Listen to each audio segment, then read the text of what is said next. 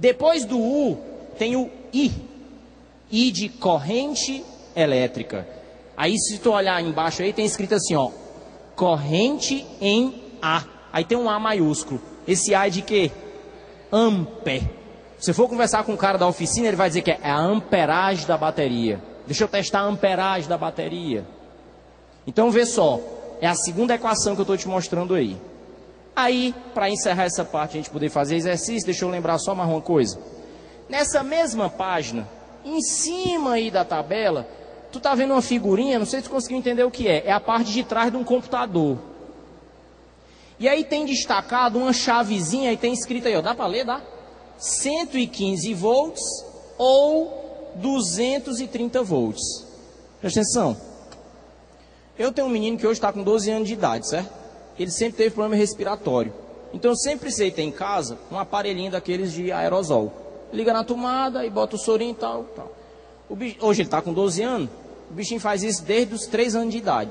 Então já faz muito tempo que não precisa nem fazer o aerosol. Ele diz, pai, 5 gotinhas de Berotec, né? Aí ele vai lá e bota, ele mesmo faz. Ano passado, presta atenção, ano passado, 11 anos de idade, já é um rapaz, né? Ficou ruim de novo.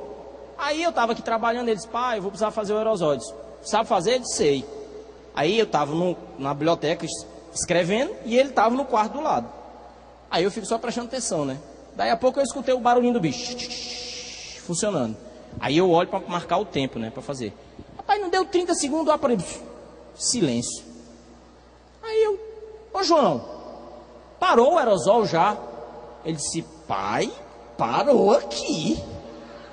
Quando ele disse parou aqui, já tem marmota. Eu disse, filho, você mexeu em alguma coisa diferente? Ele, quando fica calado é porque mexeu. Aí eu peguei o aparelho e olhei embaixo. Embaixo do aparelho tem uma chave igual essa daí. Aí tinha escrito 110, 220. Adivinha que posição estava? 110. Aí eu disse, filho, por que isso aqui está em 110, se toda vida foi em 220? Foi tu? Ele disse, foi. Aí por que meu filho fez isso? Ele, para ver o que era que acontecia. Eu disse, acabou de ver. O cheiro de queimado e a fumaça saindo do bicho. Presta atenção, isso também é questão de prova. Hoje em dia, na prática, a gente não se preocupa muito com isso, porque todo aparelho que a gente tem, ele é bivolt. Funciona em 2 voltagens. E hoje em dia, o mundo é globalizado. Hoje em dia não tem mais nem o sacoleiro do Paraguai. Tem gente aqui que sabe nem o que é isso, né? Teve uma época que a gente não conseguia comprar esses produtos, ninguém a gente comprou hoje, até nas calçadas não. Tinha que trazer de fora, eram os importados. Antes do tempo das lojas de R$1,99. Aí como é que era? Tinha uma galera que atravessava a fronteira, ia no Paraguai, comprava os importados e trazia para cá. Tinha gente que trazia de São Paulo também. Só tinha um problema. Lá em São Paulo e no Paraguai, as tomadas são tudo 110. Meu pai é relojoeiro, certo? Então eu cansei de ver isso acontecer. O pessoal chegava com aqueles rádio relógio, que eram uns bichão grandão assim, que era um rádio, aí tinha umas letrinhas assim, que eram os númerozinhos vermelhinhos, que marcava a hora. E aí servia de alarme. Tudo queimado, pode ter uma pilha. Eu acho que o papai ainda tem lá guardado nas gavetas, que o povo nunca foi buscar. Eu quero dizer, olha, ganhei isso aqui de presente, minha irmã trouxe do Paraguai, e era um status, ela trouxe do Paraguai, era importado. Aí quando eu cheguei em casa, botei na tomada, aí ele fez assim, 12 horas, aí apagou. Cheirou queimado, não funcionou mais. Vamos pensar, e eu estou te ajudando a resolver uma questão de prova com essa história, hein? O aparelho que vem do Paraguai ou que vem de São Paulo, ele precisa de quantos volts para funcionar? 110. Aí você deu quantos volts para ele aqui no Nordeste, onde aqui a gente é macho arretado? 220 volts.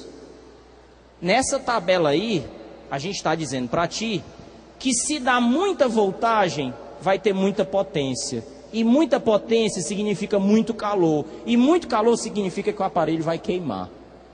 Então não pode ligar as coisas de 110 em 220. Agora vamos falar o contrário, que também é questão de prova. Vamos supor que eu pegue um aparelho que é para funcionar em 220. Aí você pega e bota ele numa tomadinha de 110. Vou dar um exemplo como é que isso acontece. É porque hoje em dia o pessoal tem negócio de notebook, não sei o quê. Mas quem tem um computador desses de mesa em casa, ele é ligado no estabilizador. A saída do estabilizador é 110 volts. Aí tem aparelho que tu pega, bota no estabilizador e não funciona. E não queimou não, ele só não faz funcionar. Vamos pensar. Se o aparelho precisa de 220 volts e tu só deu para ele 110, então ele não recebeu potência suficiente para funcionar. Tudo bem? Então se precisa de pouco e tu dá muita energia, ele queima. Mas se ele precisa de muito e tu dá pouco, ele não queima, mas também não funciona. Tudo bem? Então isso é importante porque isso também ajuda a resolver questão de prova. Tá certo assim? Agora, ó, sim, aí só para fechar a história do bivolt. Era um problema muito grande que a gente tinha, os carregadores de celular. A galera aqui, muitos devem ter pego isso ainda. Hoje em dia, todo aparelho, não importa a marca, o modelo, o preço, o carregador, o negócio é desse tamanho que a gente assim, chega e bota em qualquer lugar.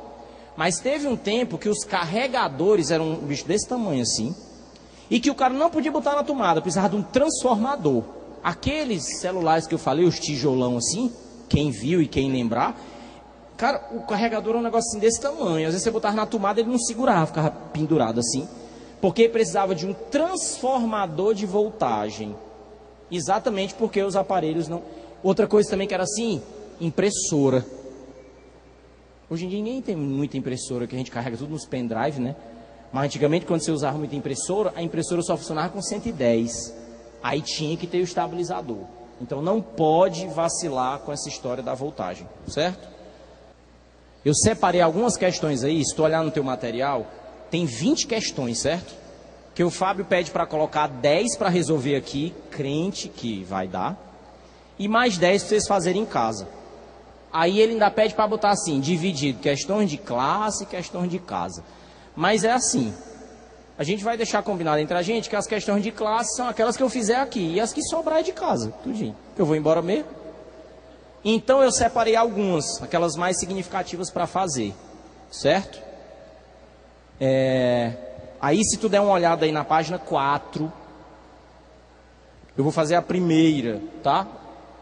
A gente pode ir lendo enquanto ele abre ali. Dá para tu ler pela apostila, ó. Ah, tem uma coisa que eu queria dizer antes. Presta atenção. Não sei como é que é a sua experiência de física no colégio. Dos mais novos, dos mais velhos, etc e tal, o recado vale para todo mundo. Mas eu sei que na hora que a gente está assistindo aula, tem muito uma coisa assim. Ah, o professor agora vai só ler a questão. Aí eu vou aproveitar para dar uma relaxada.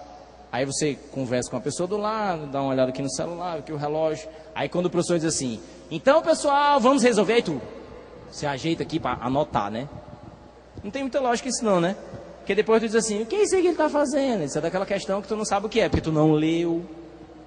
E tem outra coisa que eu preciso te falar. Vocês estão aqui fazendo o que mesmo? Se preparando para fazer o Enem. O Enem é o quê? Uma prova. No dia da prova, quem é que vai ter que ler os textos das questões? Tu. Vixe. Ah, foi diferente agora o vixe. Eu não vou estar lá para te ajudar a ler as questões. Então veja bem, qual é a maior contribuição, tecnicamente falando, que eu posso dar para vocês é resolvendo questões. Mas antes de resolver, eu preciso entender a questão. E para entender a questão, eu preciso ler. E aí tem uma coisa que eu acho importante dizer. Tem gente que faz uma divisão na cabeça assim. Eu leio história, eu leio geografia, eu leio biologia, física, é só decorar as fórmulas. Tá errado. Vocês viram o material que eu escrevi para vocês? Tem mais texto e imagem do que fórmula. A física de hoje ela é assim. Então precisa ler. E ler com marca-texto na mão. Quem lê é quem consegue aprender. Então a leitura é fundamental. O gráfico da página seguinte, não é da página seguinte, é o gráfico de baixo, mostra a, destaque isso aí, potência. E Delfrânio, por que você está pedindo para eu destacar? Porque quando você estiver sozinho na hora da prova, é isso que você vai fazer. Encontrar as grandezas que estão escritas na figura. Medida em, qual é a unidade? Kilowatts. Fornecida pela Coels. A uma dada residência de Fortaleza, entre 6 e 18 horas. 6 horas da manhã e 6 horas da noite, de um determinado dia. Aí você olha para o gráfico.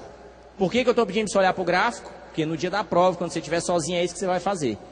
Ele dá um texto descrevendo a figura. Aí você olha para ela. Assim, crente que vai conseguir interpretar, você olha. Aí eu queria que vocês fizessem uma coisa agora. Me escutassem, mas não tirasse o olho da figura. Aí você pode olhar para o telão ou para a tabela. Eu vou olhar aqui para a apostila. Me escuta, mas não tira o olho da figura. Olhando para a figura, eu vejo que de 6 horas até as 8 horas, a potência foi de 0,2 kW. Vocês viram a mesma coisa que eu? Quem viu a mesma coisa que eu, levanta o braço, que é para eu saber se o negócio está funcionando.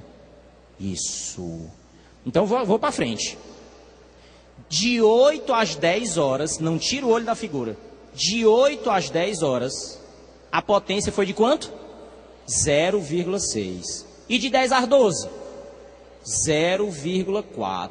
E de 12 às 14? 0,8. E depois foi 0,2 de novo, e depois foi 0,6 de novo. Presta atenção. A questão termina dizendo assim: o consumo de energia, vamos marcar de novo? Energia registrado no medidor da residência, correspondente ao gráfico acima, é... Aí olha para as alternativas. Tudo medido em kWh. Ó, eu risquei umas coisas aqui. Ah, deixa eu dizer uma coisa. Porque quanto mais perto de 4 horas vai ficando, menos vocês vão escutando, que eu sei. Estão ficando cansados. Vou dizer antes de acabar. No final do material de vocês, tem escrito isso aí, desse jeito aí. Certo? Não precisa se estressar que está aí, na apostila desse jeito. youtube.com/física marginal. Eu vou fazer uma coisa diferente esse ano. Ah, sim, deixa eu explicar. Toda vida eu preciso explicar. Não é física de marginal, nem física do marginal e nem física para marginal. É física marginal, significa que está às margens. Aquela coisinha do detalhe. Eu vou fazer uma coisa que eu tive vontade ano passado, não deu tempo, esse ano eu vou fazer. Todas as questões que tem na apostila, todas, vão ser 7 aulas, eu acho, com 20 questões cada, são 140 questões. Elas vão estar resolvidas em vídeo. Eu vou resolver. Cada questão é um vídeo. Porque hoje todo mundo pode acessar a internet, não dá tempo de fazer tudo aqui, e vocês precisam de ajuda depois, né? Então, se vocês acessarem esse endereço aí, dá para ver. O pessoal que sabe o que é um QR Code, consegue ler com o smartphone, tem a figurinha aí para vocês olharem.